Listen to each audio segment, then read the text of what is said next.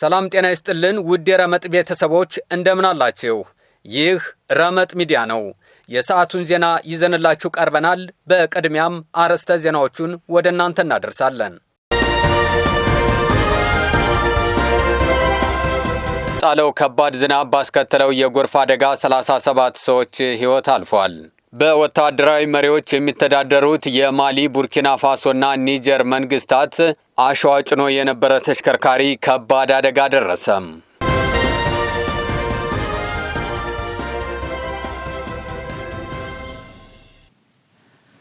ወደ ዝርዝሩ እናልፋለን። እስከ ዝግጅታችን ፍጻሜ ድረስ ቆይታችሁን ከኛ ጋር እንድታደርጉ በአክብሮት እንጋብዛለን። ላይክ፣ ሼር እና ሰብስክራይብ እያደረጋችሁ አብራችሁን ቆዩ።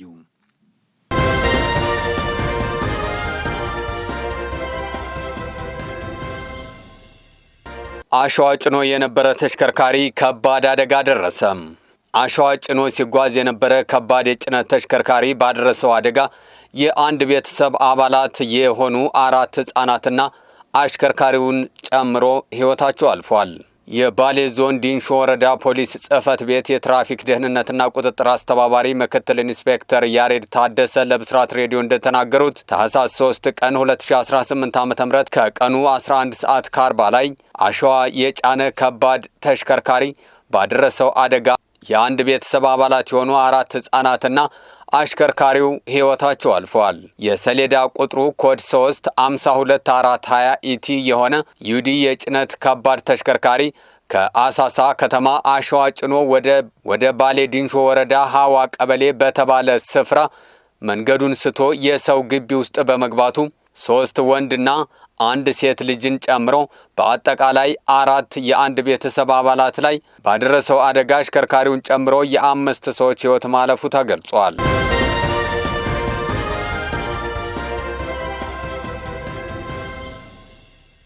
በወታደራዊ መሪዎች የሚተዳደሩት የማሊ፣ ቡርኪና ፋሶና ኒጀር መንግስታት $895 ሚሊዮን ካፒታል ያለው አዲስ ቀጠናዊ የኢንቨስትመንት ባንክ በይፋ አስጀመሩ። ይህ ባንክ በሳህል ቀጠና ካሉት የፋይናንስ ትብብሮች ትልቁ እንደሆነ የተነገረለት ሲሆን ዋና ዓላማው የመሰረተ ልማት፣ የኢነርጂና የግብርና ፕሮጀክቶችን ፋይናንስ ማድረግ ነው።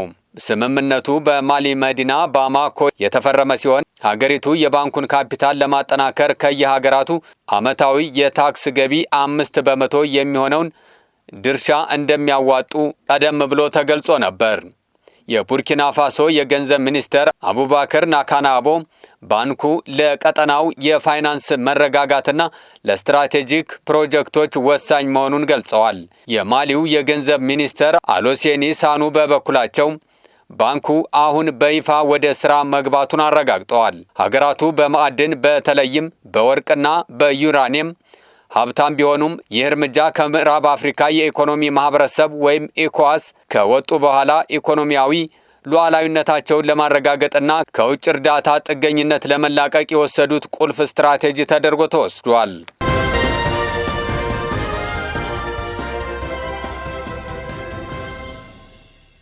ጣለው ከባድ ዝናብ ባስከተለው የጎርፍ አደጋ 37 ሰዎች ህይወት አልፏል። በሞሮኮ የጣለው ከባድ ዝናብ ባስከተለው የጎርፍ አደጋ የ37 ሰዎች ህይወት አለፈ። በሞሮኮ የባህር ዳርቻ ከተማ ሳፊ በጣለ ከባድ ዝናብ ምክንያት በተከሰተ ጎርፍ ቢያንስ 37 ሰዎች መሞታቸው የሀገር ውስጥ ጉዳይ ሚኒስቴር አስታውቋል። ሌሊቱን የጣለው ከባድ ዝናብና ድንገተኛ ጎርፍ ወደ 70 የሚጠጉ መኖሪያ ቤቶችንና የንግድ ተቋማትን ያጥለቀለቀ ሲሆን 10 ተሽከርካሪዎችንም ጠራርጎ ወስዷል ነው የተባለው። የሀገር ውስጥ ጉዳይ ሚኒስቴር 14 ሰዎች ሆስፒታል መግባታቸውን ሪፖርት አድርጓል። ዝናቡ በሰሜናዊቷ ቴትዋን ከተማና ተራራማዋ ቲንጊር ከተማን ጨምሮ በሌሎች የሞሮኮ አካባቢዎች ጎርፍና ውድመት አስከትሏል። ከዋና ከተማዋ ራባት በ320 ኪሎ ሜትር ርቀት ላይ በአትላንቲክ ውቅያኖስ ዳርቻ የምትገኘው ሳፊ ለሀገሪቱ ወሳኝ የሆኑ የአሳና የማዕድን ኢንዱስትሪዎች ዋና ከተማ እንደሆነች ይገለጻል። ሁለቱም ዘርፎች ለውጭ ገበያ የሚቀርቡ ምርቶችን በማውጣትና በማቀነባበር በሺዎች የሚቆጠሩ ዜጎችን ቀጥረዋል። ከ300 ሺህ በላይ ህዝብ የሚኖርባት ይህች ከተማ ትልቅ የፎስፌት ማቀነባበሪያ ፋብሪካ መገኛም ነች።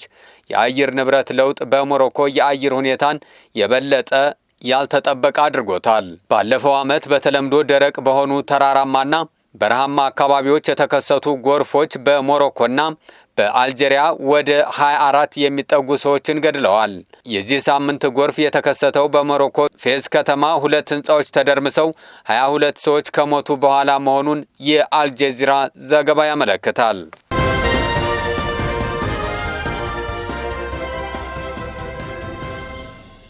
ለሰዓቱ የነበሩን መረጃዎች እነዚህ ነበሩ። ላይክ፣ ሼር እና ሰብስክራይብ እያደረጋችሁ ቤተሰብ እንድትሆኑ በአክብሮት እንጠይቃለን። አብራችሁን ስለቆያችሁ ከልብ እናመሰግናለን። ጤና ይስጥልን።